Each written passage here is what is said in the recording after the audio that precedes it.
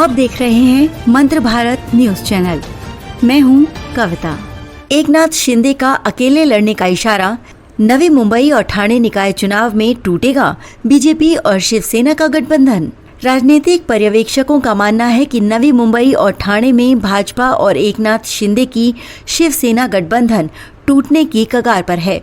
दोनों दल दोनों शहरों में नगर निगम चुनाव अलग अलग लड़ सकते हैं। जैसे जैसे नगर निगम चुनाव नजदीक आ रहे हैं, आपसी आरोपों प्रत्यारोपों के बीच गठबंधन सहयोगियों के बीच दरार और गहरी होती जा रही है। उप मुख्यमंत्री एकनाथ शिंदे और उद्योग मंत्री उदय सामंत ने हाल ही में चुनावों से पहले भाजपा के ऐरोली विधायक गणेश नाइक पर तीखा हमला बोला था।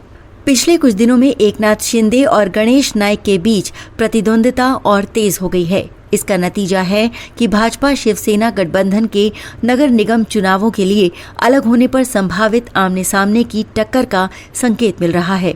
एकनाथ शिंदे बनाम गणेश नाइक। गणेश नाइक पहले भी एकनाथ शिंदे की आलोचना कर चुके हैं और खुद को ठाणे जिले का सबसे बड़ा नेता बता चुके हैं। शिंदे ने नाइक के जनता दरबार मॉडल और उनके राजनीतिक प्रभुत्व के दावों की आलोचना की। उन्होंने कहा कि ठाणे जो कभी कांग्रेस का गढ़ था, अब शिवसेना का गढ़ है। शिंदे ने नाइक के परिवार के सदस्यों पर भी निशाना साधा, जो महत्वपूर्ण पदों पर हैं। उन्होंने इस बात पर जोर दिया कि शिवसेना आम आदमी की पार्टी है। शिंदे ने दिए संकेत। बीएमसी चुनाव में सीटों की संख्या के लिहाज से महायुति में भाजपा प्रमुख पार्टी होने की संभावना है। उप मुख्यमंत्री एकनाथ शिंदे ने कहा कि चुनाव लड़ी गई सीटों की संख्या से ज्यादा जीत महत्वपूर्ण है।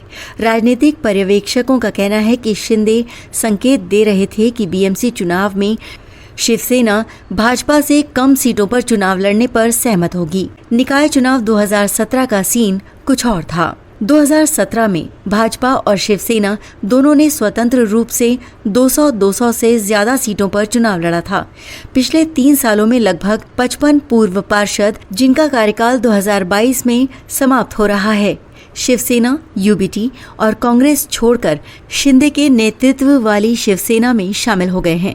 शिंदे ने अपनी ओर से कहा कि महायुति मुंबई में अपना महापौर बनाने के लिए प्रतिबद्ध है और सीटों का बंटवारा चुनाव की योग्यता के आधार पर होगा।